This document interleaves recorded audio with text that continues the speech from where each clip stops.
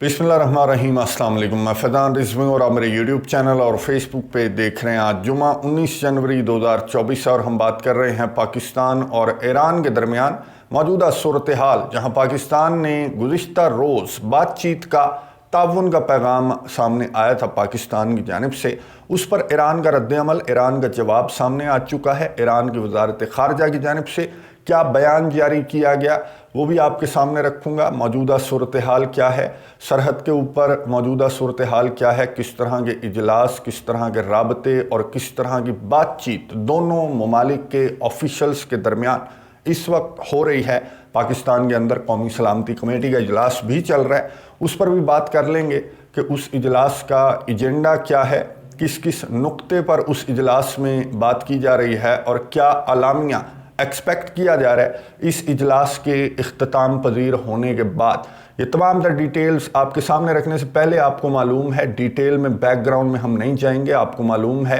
कि गुज़िश्ता 2 रोज़ क्या होता रहा, पाकिस्तान और ईरान के दरमियान टेंशन्स कितनी ज़्यादा हाई हो गई थी उसके बाद कि जब ईरान ने पाकिस्तान के सूबा बलोचिस्तान पर हमला किया, फिर पाकिस्तान ने जवाब में ईरान के सूबा सिस्तान पर हमला किया और दोनों जानिब से यही स्टेटमेंट सामने आई कि मासूम शहरी जो है वो निशाना बने। ईरान में तो जो फॉरनर्स थे, गैर मुल्की शहरी थे, ईरान ने कहा कि वो निशाना बने। और फिर ईरान ने ये जो फुटेज आपको नज़र आ रही है, तो ईरान की जानिब से ये फुटेज भी जारी की गई और ये दिखाया गया कि क्या नुकसान पाकिस्तान की रिटेलिएटरी स्ट्राइक्स की वजह से ईरान के अंदर क्या नुकसान हुआ। बहरहाल पाकिस्तान ने जवाबी हमले किए जाने के बाद पाकिस्तान की जानिब से ISPR की जानिब से मैंने आपके साथ शेयर की थी गुज़िश्ता वीडियो के अंदर, एक स्टेटमेंट जारी की गई थी और उस स्टेटमेंट का इख्तिताम यहाँ पर किया था पाक फ़ौज के तर्जमान ने कि आगे बढ़ते हुए हमें बाहमी मसाइल, जो भी सरहदी तनाज़ात हैं, जो भी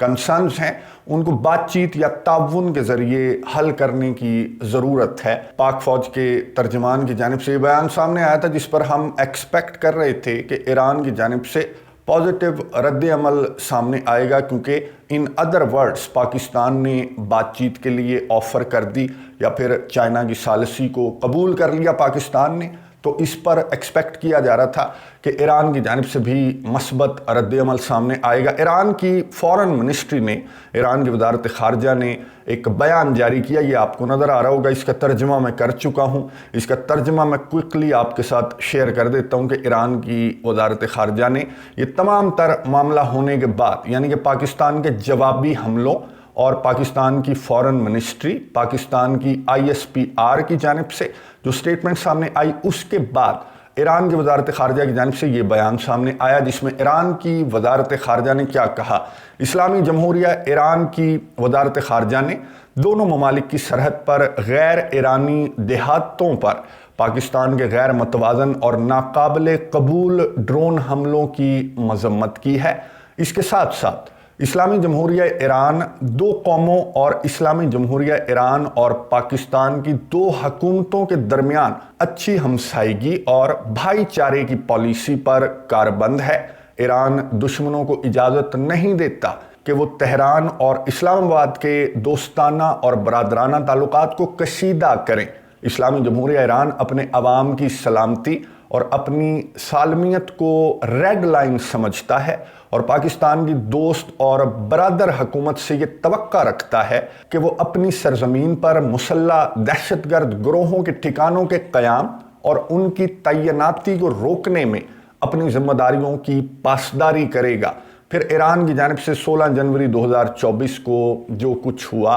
और किस तरह से जो ईरान के रेवोल्यूशनरी गार्ड्स हैं उनके हवाले से बताया गया इस स्टेटमेंट के अंदर कि उन्होंने कार्रवाई की क्योंकि इन्हें इंटेलिजेंस मिली थी कि ईरान के अंदर हमला हो सकता है, क्रॉस बॉर्डर हमला हो सकता है। फिर ईरान के फॉरेन मिनिस्टर अमीर अब्दुल्लाहियान ने स्विट्ज़रलैंड के अंदर बैठकर कहा कि पाकिस्तान को हमने मुतअद्दिद मरतबा आगाह किया था, जो हमारे पास इंटेलिजेंस थी। उसके बाद जब पाकिस्तान ने कुछ नहीं किया तो फिर हमें मजबूरन ये स्ट्राइक्स करना पड़ी। बहरहाल आगे जो स्टेटमेंट है जो वज़ारत ख़ारजा की जानिब से जारी की गई है, ईरानी वज़ारत ख़ारजा की जानिब से, ये लास्ट पैराग्राफ है। इस्लामी जमहूरिया ईरान पाकिस्तान की दोस्त और बरादर हुकूमत और मुसल्लह दहशतगर्दों के दरमियान फ़र्क करता है। اسلامی جمہوریہ ایران ہمیشہ اپنی اچھی ہمسائیگی کی پالیسی پر کاربند رہتا ہے اور اپنے دشمنوں اور دہشت گرد اتحادیوں کو ان تعلقات کو کشیدہ کرنے کی اجازت نہیں دیتا۔ بہت امپورٹنٹ لائن پر اختتام کیا ایران کی وزارت خارجہ نے اور یہ کہا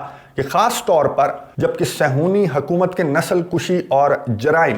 عالم اسلام کو متاثر کرنے کی کوشش کر رہے ہیں، اس موقع پر ہم جو ہیں وہ اپنے ہمسایہ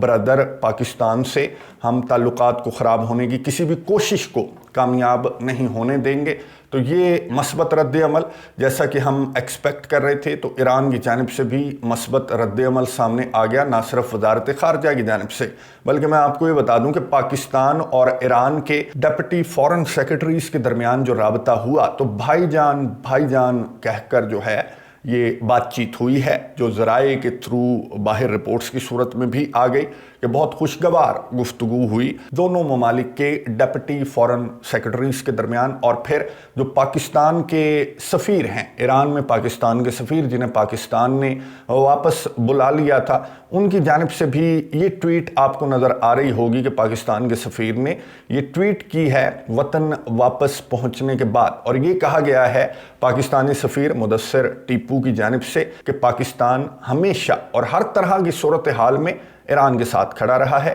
مدثر ٹیپو نے یہ لکھا کہ پیچیدہ علاقائی ماحول میں دونوں برادر ممالک کے درمیان تعاون اور باہمی اعتماد امن اور استحکام کے لیے اہم ہے، ضروری ہے۔ پاکستان امن و استحکام اور ترقی کو فروغ دینے کی اپنی اقدار کے لیے پرعزم ہے۔ یہ میں نے آپ کو بتا دیا کہ پازیٹیو جملوں کا تبادلہ، پازیٹیو سٹیٹمنٹس سامنے آ رہی ہیں، لیکن ایک فرق تو ہے، ایک فرق ضرور ہے، جو بھی سٹیٹمنٹس پاکستان کی جانب سے سامنے آ رہی ہیں یا پھر ایران کی جانب سے سامنے آ رہی ہیں، لینگویج ایک ہے، جذبات ایک ہیں، لیکن جو ایران کی جانب سے سٹیٹمنٹس سامنے آ رہی ہیں ان میں غزہ کا، فلسطین کا، مسئلہ فلسطین کا ذکر ضرور ہے۔ جو بھی سٹیٹمنٹ سامنے آ رہی ہیں کہ اس وقت کے اندر کہ جبکہ فلسطین کی آزادی کی جنگ چل رہی ہے، اس وقت میں دشمن ہمیں ڈیوائیڈ کرنے کی کوشش کر رہے ہیں، یہ بہت گہری بات ہے اور اس کو سمجھنے کی ضرورت ہے۔ اسپیشلی پاکستانی اتھارٹیز کو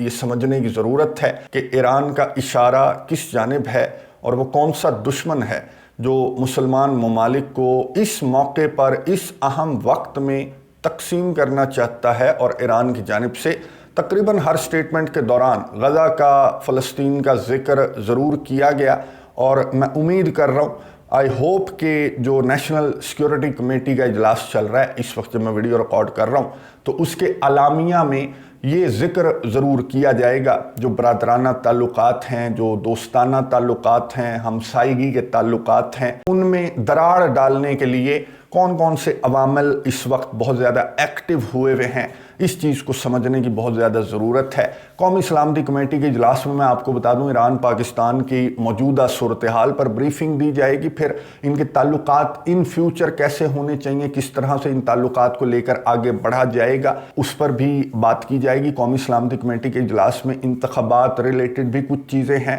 کہ ڈیلے تو نہیں ہوں گے، موجودہ صورتحال خیر اب ایسی نہیں ہے کہ یہ انتخابات جو عام انتخابات ہیں ان کو ڈیلے کر دیا جائے۔ کاکڑ صاحب اپنا دورہ مختصر کر کے اس اجلاس کے اندر پہنچے ہیں، سربراہی کر رہے ہیں اس اجلاس کی، جس میں آرمی چیف اور تمام سروسز چیفز بھی موجود ہیں، اور اس اجلاس میں بہت اہم فیصلے کیے جا رہے ہیں۔ اس اجلاس کا اعلامیہ میں کمیونٹی ٹیب کے اوپر شیئر کر دوں گا۔ اجلاس کے اندر جو فیصلے ہیں وہ مثبت سمت میں ہی جائیں گے، ہوپ فلی انشاءاللہ مثبت سمت میں جائیں گے، اور پاکستان کو بہت ساری چیزوں پر نظر ثانی کرنے کی ضرورت ہے، انکلوڈنگ فارن پالیسی، تاکہ پڑوسی دوست ممالک کے ساتھ جو تعلقات ہیں وہ اتنے زیادہ خراب نہ ہوں جتنے گزشتہ دنوں خراب ہو گئے تھے۔ بہرحال یہ خوشی کی بات ہے کہ پاکستان اور ایران کے درمیان جو بدمزگی ہے وہ زیادہ آگے نہیں بڑھی، اور جتنا آگے بڑھی اتنی بھی بدمزگی دونوں مسلم برادر ممالک کے درمیان نہیں ہونی چاہیے کہ کوئی تھرڈ پارٹی انجوائے کرے، اور تھرڈ پارٹیوں نے انجوائے بھی خوب کیا اور نمک مرچ بھی خوب چھڑکنے کی کوشش کی،